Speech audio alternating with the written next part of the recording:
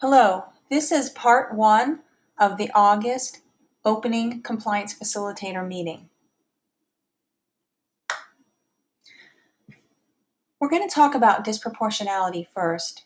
If you were a CF last year, you heard some of this information at the end of the school year last year, but I'm going to review some of it because it's important to understand why we are making some changes this school year. We'll talk about significant disproportionality and coordinated early intervening services. IDEA monitors the disproportionate representation of specific racial and ethnic groups in three areas for special education. First, the identification of students as ID mild, SED, OHI, LD, and the composites of all categories. They also look at placement of students of less than 40% of the day in a regular classroom, placement in a separate school such as Lincoln Heights or Metro, or students who are placed on homebound. And finally, they look at in and out of school suspensions for discipline. In April, CMS received their results, and we were found to be significantly disproportionate in over-identifying African American students as seriously emotionally disabled and over-suspending African American students with disabilities. We were on the warning list for identification of African American students as ID mild, and for placement of students less than 40% of the day in a regular classroom who were identified as ID mild and SED. Finally, we were also on the warning list for placement in a separate school. Again, that would be Lincoln Heights or Metro, and homebound for students who are SED. So what does this mean? We have a funding consequence of 15% of the federal funds that are supposed to be allotted for students with disabilities. These funds have to be redirected to coordinated early intervening services, which is general education.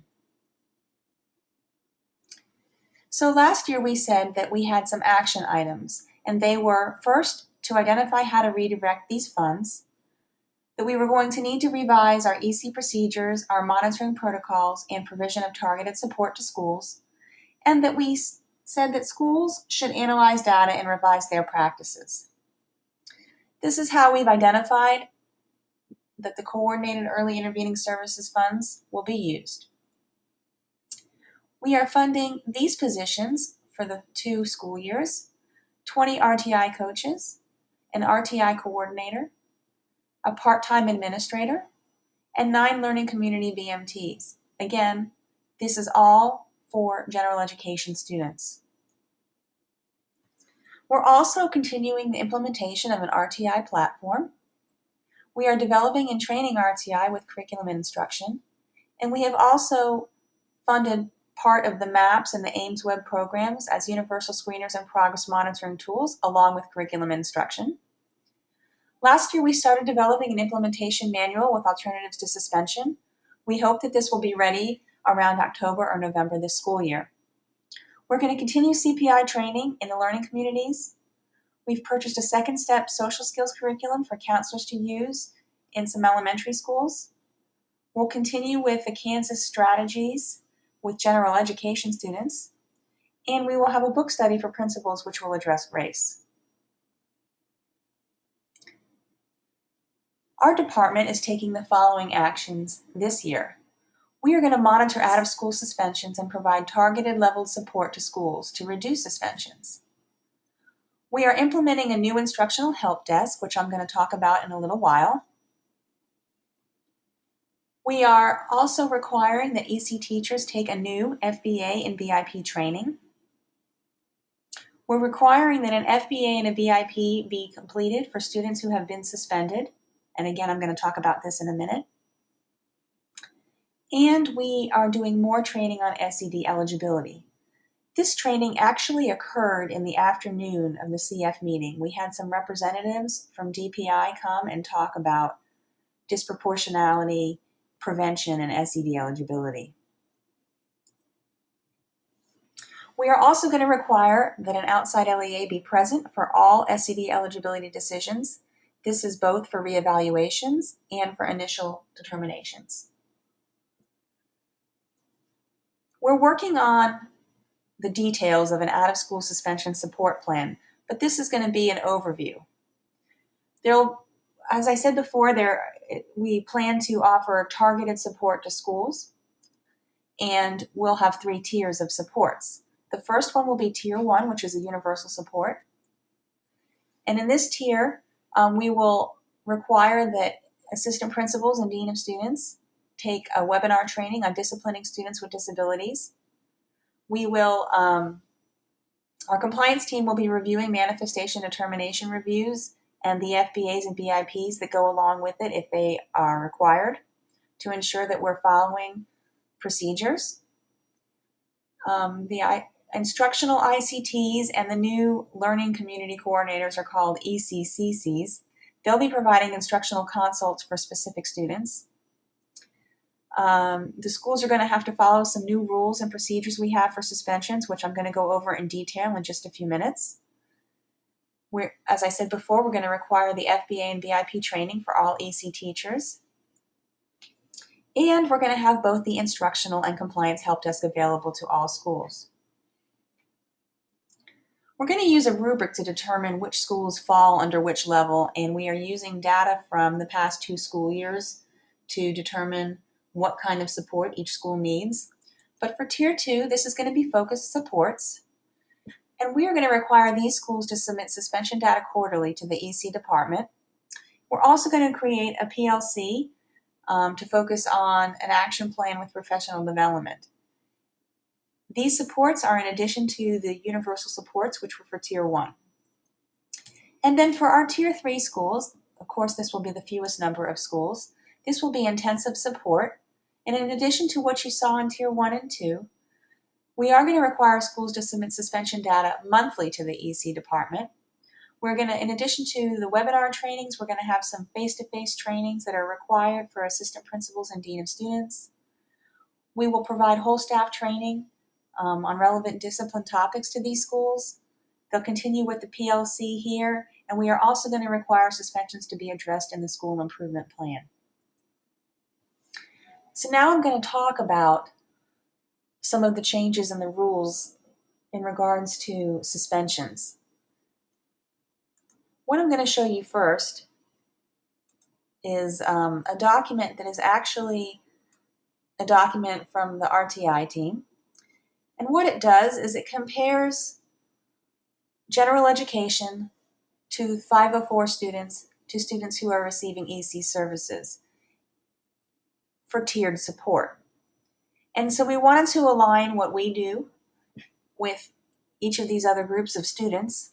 And so if you look at the top in green, it's talking about Tier 1, and Tier 1 student really is any student. All students get Tier 1 support, whether you're an EC student, you have a 504 plan, or you're a general education student. And I won't go into detail to read this to you, but you can see what some of the support practices are listed in the general education column. And of course, these services are available to students with a 504 plan and students who are receiving special education. You will see a link here that says click here to access response to instruction RTI tiers for current EC students. We're going to talk about that in a minute because our rules and procedures are going to go into great detail as the student progresses through the tiers. But I do want to show you a Tier 2 student is a student who is starting to have some more consistent behavior issues that's disrupting the learning environment, may start affecting academic performance, may have some other issues going on, needs some more support. So you can see here, again, the general education students. They're going to be using a system called Behavior Plus, and some of the schools may have already been trained in this because we had 45 schools who were pilot schools for RTI last year. This year, all K through 8 schools will be implementing RTI in some fashion, and they will receive training. You can see the 504 support plan parallel some of the things that the general education column does. And I'm going to get into more detail again on the EC services in just a second. The red here at the bottom is a Tier 3 student. This is a student who has severe spikes of behavior. Behavior may be internalized or externalized. They may need a crisis plan. It is a primary concern, the behavior, over the academic performance, and they need significant resources to maintain the student.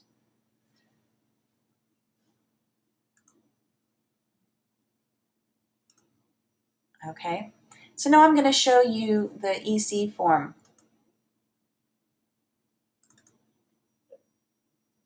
This is going to be our new procedures. Make this a little bit bigger so you can see. Not that big. Okay, so for Tier 1, again, not much different than anything you normally do with these students. All students have access to Tier 1. And so we are following the same things that are on the general education practices. You will see the description of the tier on the left, the middle will be the procedures that we will follow, and the right-hand column will tell you where you can complete these documents in Easy IEP. One of the things I want to highlight in Easy IEP is the contact log. That's not it. Hang on a second.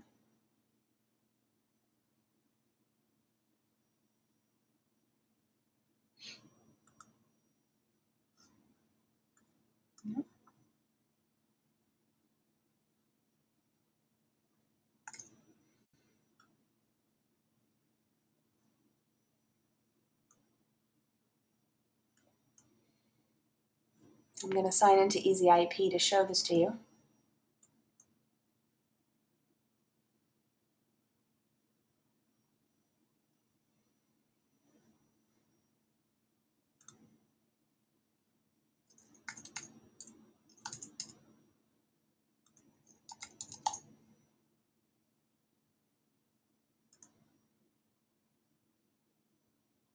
Once you pull a student up in Easy IEP, there's a tab up here that says Contacts. If you click that, you can create contacts for when you actually speak to a parent in person, a phone call, when you send a conference letter home. It's a great place to document your contacts so that everybody can see it. This travels with the student, so if you are no longer the case manager, somebody else can see contacts and the history. It also is a good way to keep your documentation. You can see here that it keeps records for a long time. This is a test student, but you'll see one here from 2006. If I want to add a contact, I can say who I contacted. These are from the parents menu. How did I contact them? The date. There's a drop-down menu for some of these results, and if none of these things apply, you can say other, and you can put whatever notes you want in here. So once I create this contact,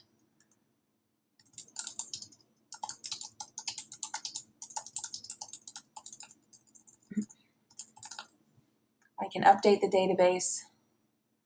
It's there forever. I can look at the details to see more specifics. I can actually go into the Documents tab and I can create a contact log here.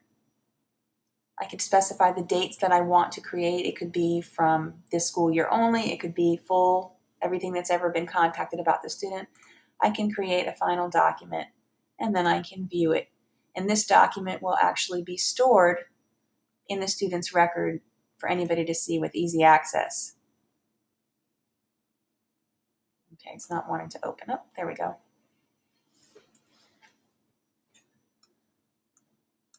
So we encourage you to use the EC contact log, not just for these new procedures, but anytime you do make a parent contact, it's really important to keep documentation of that. So I'm going to focus more on when a student is on Tier 2 and on Tier 3. If you look here for Tier 2, we know that Tier 1 efforts are not working, so we have to do a little bit more. The rule that we're going to follow here is that for any student who has been suspended for 7 or more days, they automatically escalate to Tier 2. It's really important for you as the case manager to keep track of the days that a student is suspended So it's going to be very important for your administrators to communicate with you and to communicate with you in a timely manner. Once a student has been suspended for 7 or more days, an IEP meeting will need to occur. So you will need the conference letter. You will need to complete a new document, which is the student behavior profile, and I'm going to show you that in a minute. You will need to do an indirect FBA.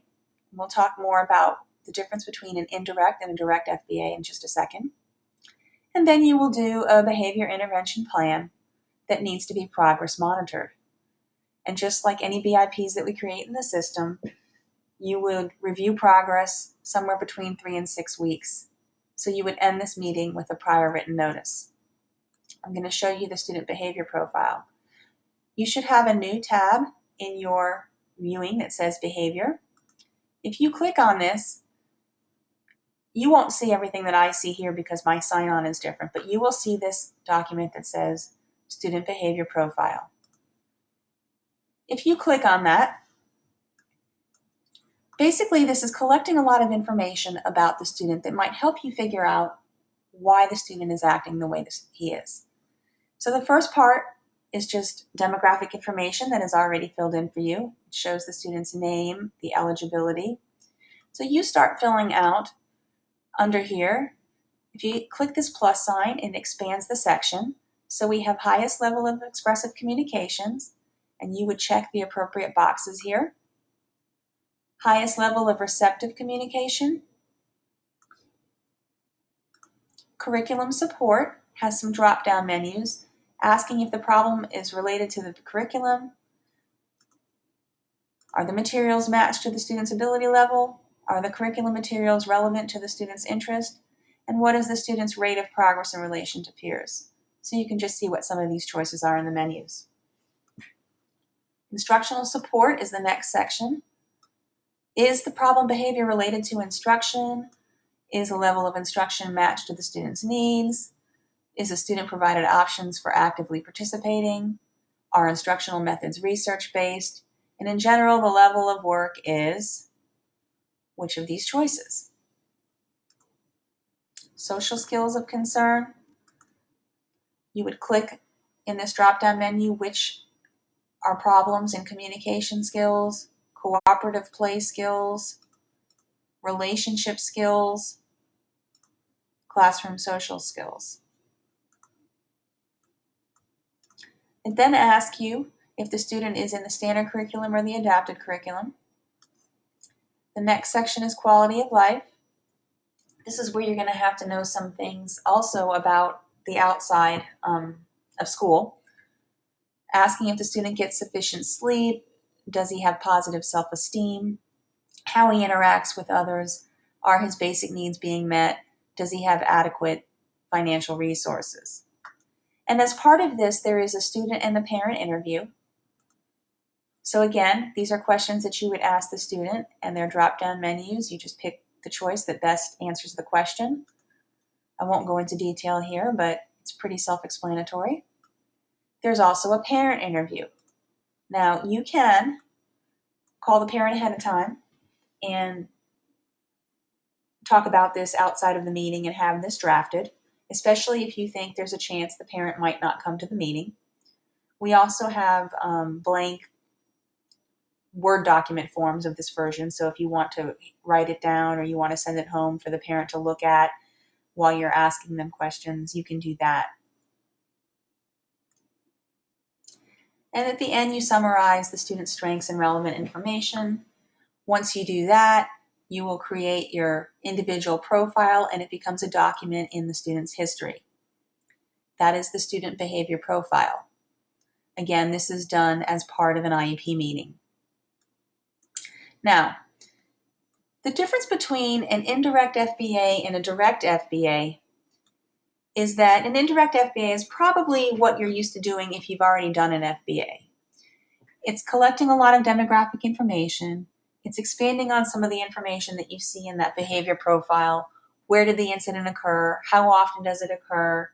Under what circumstances? All of those types of questions. It's our current FBA form. Now, you would not complete the direct FBA portion, and I'm going to show you this.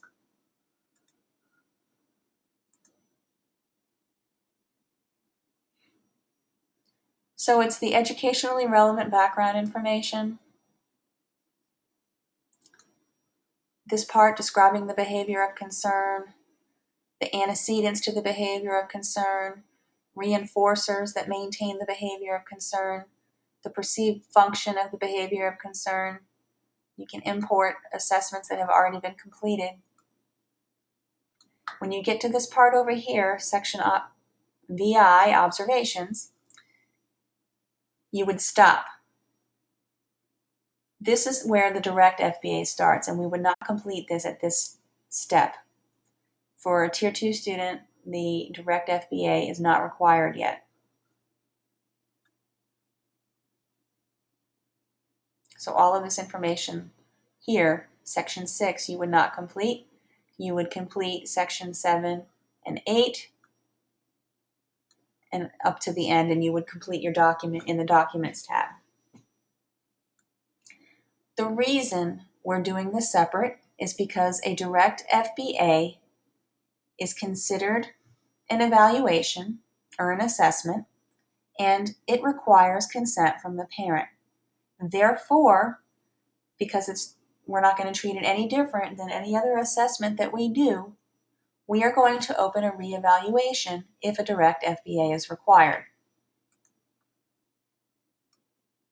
And so that brings us to a student at Tier 3. Now, there are two reasons a student might be at Tier 3. One is that the school is being proactive and moving the student through the process to help prevent behaviors. And it's not related to suspensions, it's just related to trying to help the student eliminate those behaviors. When you're at Tier 3, you're going to need to have 2 meetings because you have to do a reevaluation determination and get consent. And then you will eventually have to determine eligibility. Again, a student moves to this tier if Tier 2 is not working for them and behavior is escalating. Again, on the proactive side, I'm going to talk about this first, but then we'll talk about when a student is suspended for more than 10 days. So at this meeting, you would do the Deck 7, the reevaluation determination. And it's very important to know that because at the end of this process, you will be resetting the eligibility date for another 3 years, the team needs to consider what other information is needed to continue eligibility. So the team may decide all they need is the direct FBA, but more often than not, there might be something else that's needed as well. And again, the team can pick and choose which assessments are needed at time of reeval. So once you do the Deck 7, you have to include the FBA. Again, include other evaluations as necessary. Your Deck 2 should match this. And if you have not already had a student at Tier 2, and the only reason you would have a student who comes to Tier 3 bypassing Tier 2 would be an extreme crisis situation,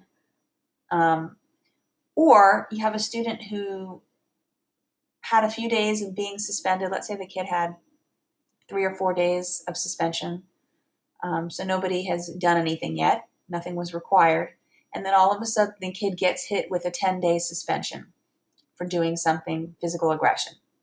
Well, he's gone from 3 days of suspension to 13 cumulative days of suspension. And so now he has bypassed Tier 2, which that mark was the 7th day, and he's into Tier 3.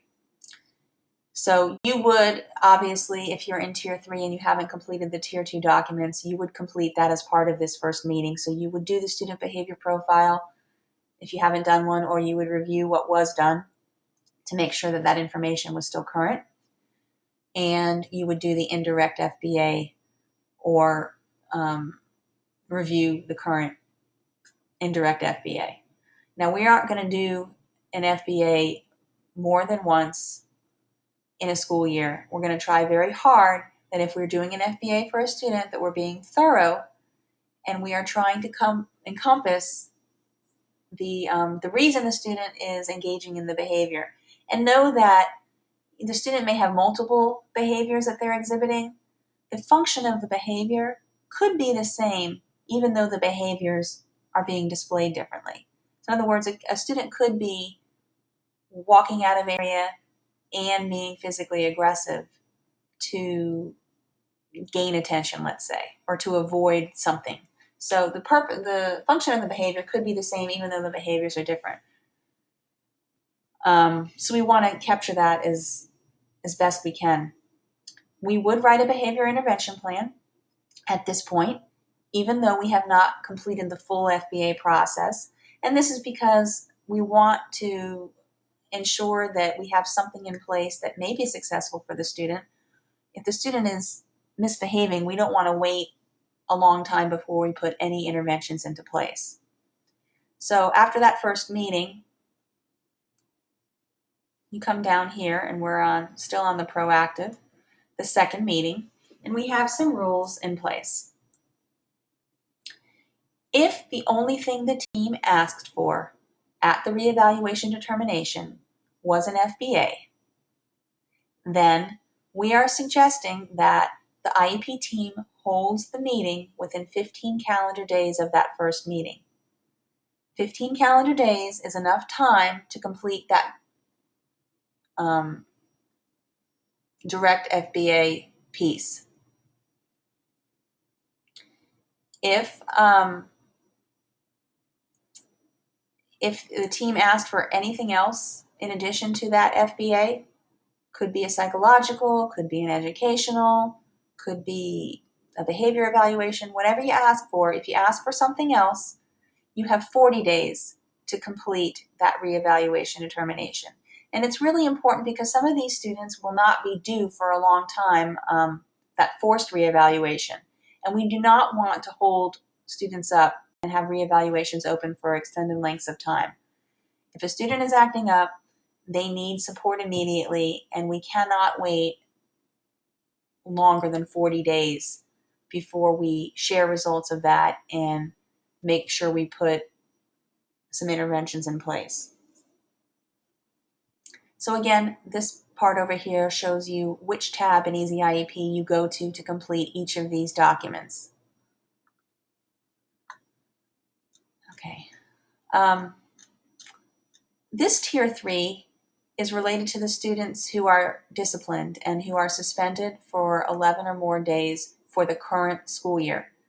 Or if the school is requesting a DTM, CMS procedures are that when a DTM is requested, an IEP team does hold a manifestation and termination meeting. So that could be the 10th day.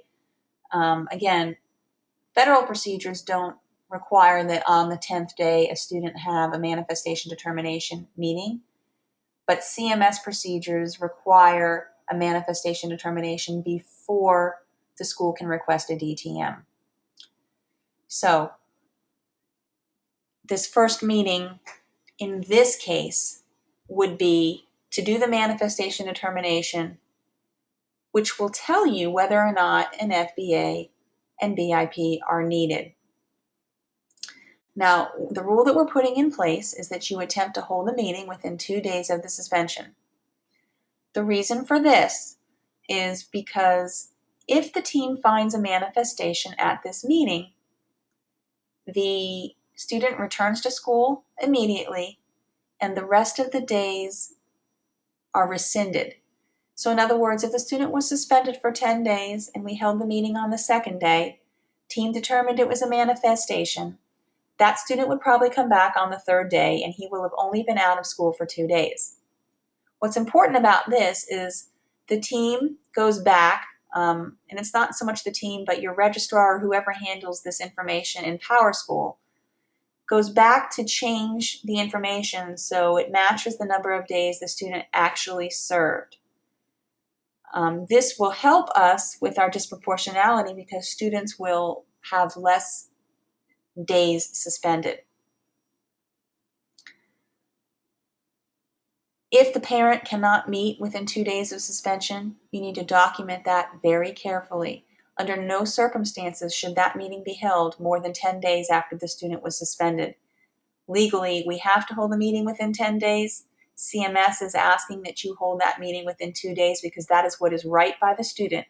That student has the right to come back immediately if the team finds a manifestation. Again, we'll be looking at when meetings are occurring and the documentation to parents about these meetings, and it's part of our reviews. So after you do a manifestation determination, if the team finds a manifestation, we're going to have to do the reevaluation determination because we're going to have to do that direct FBA piece. The good news is when we used to do these meetings, we used to have to do all of the paperwork that day.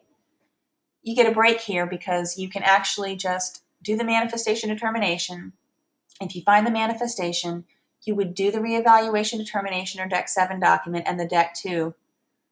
And again, you would do the student behavior profile and the indirect FBA if you haven't already done them at some point during the year.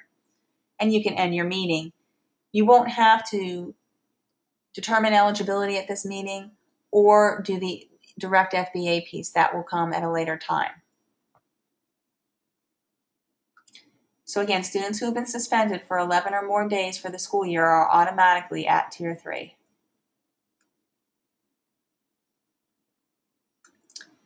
We have the same rules for determining eligibility. If the only thing this team asked for was the direct FBA, then hold the meeting within 15 calendar days. If asking for any other assessments, they have 40 calendar days to complete those assessments. And that's reasonable because, you know, we used to do 30-day locators for initials, and that's even giving you more time. So it is reasonable, and it is what is best for the student. There will be more in-depth training about how to do the FBA and BIP. These will be the face-to-face trainings that we will hold this year. We are also going to come up with a Moodle or online version, hopefully.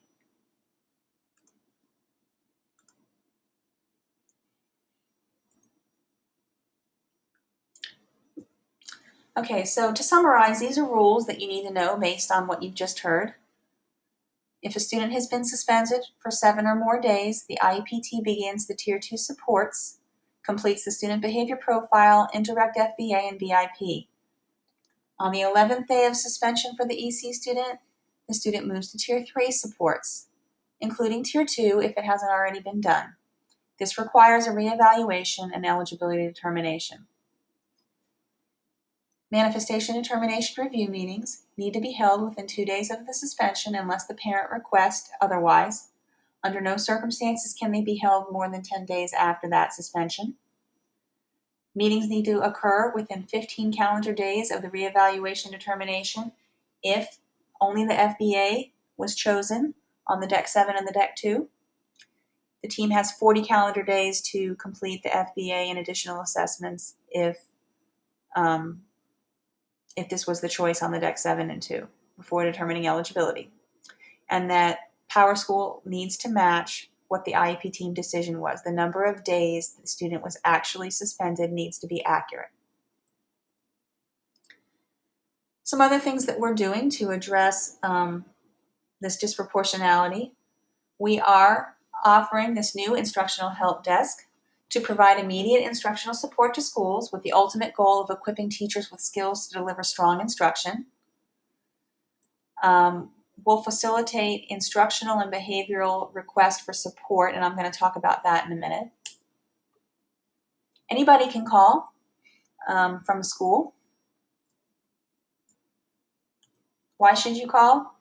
If you need help with a specific student, you need some co-teaching strategies, behavior strategies, any instructional strategy, professional development, or you need some data collection tools. This will be staffed by an instructional ICT daily, Monday through Friday.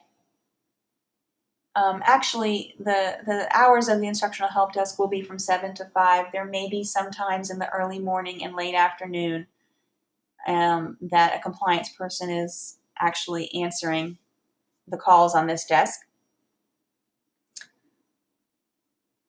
The phone number to call will be the same as the compliance line, 980-343-2724. There is also a separate email address for the instructional team. That is ecinstructionalteam@cms.k12.nc.us. The Compliance Help Desk will continue to function as it has. Same thing daily, 7 a.m. to 5 p.m. Again, we don't have as much support during the early morning and the later afternoon hours, so please be aware of that. Our team meets not every Tuesday, but some Tuesdays from 11:30 to 1, so there may be limited support during this time.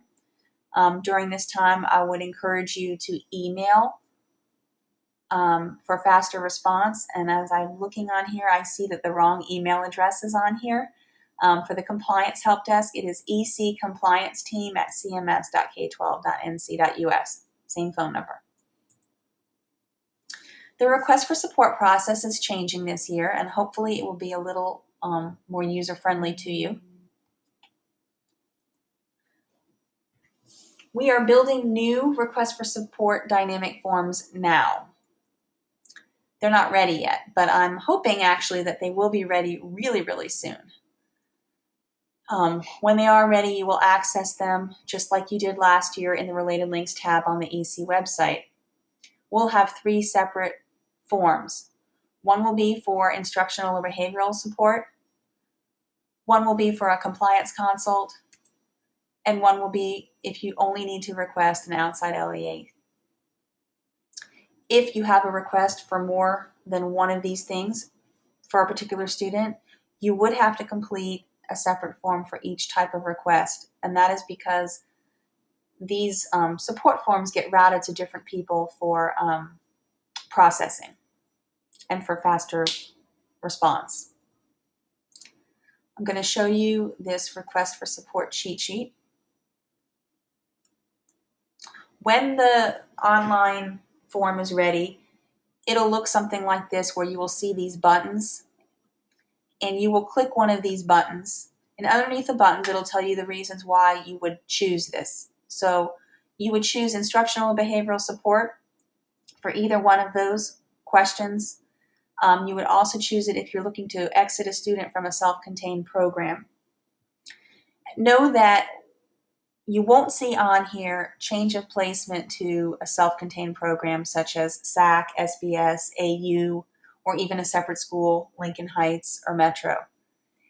If you are wanting to go through the planning process for that, you will have to start with a consult by clicking on the instructional and behavioral support. Okay, a compliance consult was the next choice. This will come straight to the compliance team or your assigned ICT. If you need legal support, or if you think you need legal support, if a family has a lawyer, contentious situation, you could request a consult and we could determine how we can best support your needs. New reason to do a consult would be for students who are on modified day. If a student is already on a modified day, we probably don't know about that student. We don't have a good system right now of documenting that. And so if a student has that, when it is time for the annual review, well in advance, you should complete this compliance consult to go ahead and talk with somebody. You see the red star after that. That means that it begins with a consult and it will require an outside LEA. This is a new reason for an LEA that's needed. However, because we need to start planning for this early, you don't choose this option by clicking outside LEA needed. You do this by a compliance consult. The same thing for students who are going to go on modified day initially, potentially. We need to have some conversation and determine whether or not an LEA is needed. The SED eligibility consults, those are the same. The only difference this year is that initials will again require an outside LEA. But again, you don't request this through the outside LEA needed button. You request this early through a compliance consult so that it can be tracked and followed up until that process. It still will require the outside LEA. And for transportation, if the student already has transportation as a related service and the annual review is coming up, you'll want to do the compliance consult. We'll talk and determine whether or not an outside LEA is needed. You'll see that that does not have an asterisk because not necessarily will an outside LEA be needed in these circumstances. Sometimes it might. And also, if you want to remove transportation as a related service from a student's IEP, same thing, compliance consult. The reasons you would choose outside LEA needed, if a student needs an other related service, these are those funky related services. We actually did not have any last year, and we don't anticipate that we would ever have a lot. But we do need to talk about it and hold a meeting if a parent requests something that is out of the norm. If you're going to add transportation for the first time as a related service, the outside LEA is needed. You can do that here. Just know that you'll need to have documented some interventions before going this route. If you're looking to change a student's placement from homebound or to intensive HI, you can request an outside LEA. If it's an ESY consideration, in other words, you're at that point, you can request that an outside LEA be assigned, but please note that time frames. You have to do this in enough time for us to be able to react, research, assign a person, and schedule a meeting. So we recommend that when you do this, you do these at least 3 weeks prior to any deadlines, or longer if you have the luxury of doing that. Also, if a parent requests that a student be exited from EC services, you can ask for an outside LEA immediately.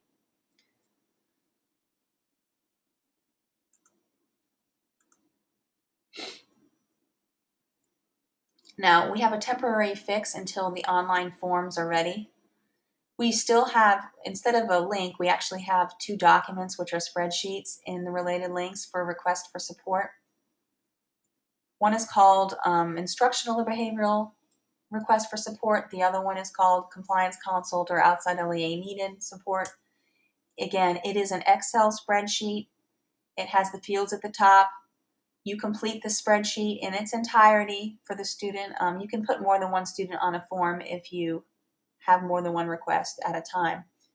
But make sure you answer all of the questions in the fields. If something doesn't apply, you can put NA so we know that you at least saw it. But in most cases, you'll need to answer one of those questions. And you will email those directly to the appropriate team. If it's the instructional behavioral support, you'll email that to the EC instructional team as an attachment.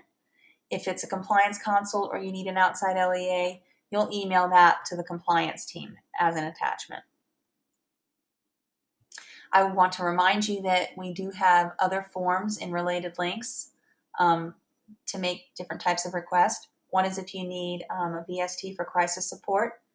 If you're looking for customized professional development, that link is still there. I do believe that some of the choices may be changing. If you need to check out educational assessments and protocols, protocols can be couriered to your school directly. If you need an educational assessment, you must pick it up at Walton Plaza and return it there. We can't send those through the courier. If you have new employees who were hired after August 9th, have them go ahead and click the new EC employee contact information link. This will send an email to me automatically to go ahead and register them in Moodle. And if they're teachers, they will also be contacted by one of the program specialists regarding the new teacher collaborative. Okay, this ends the first section of the August CF meeting. We will start the second one in a different video recording.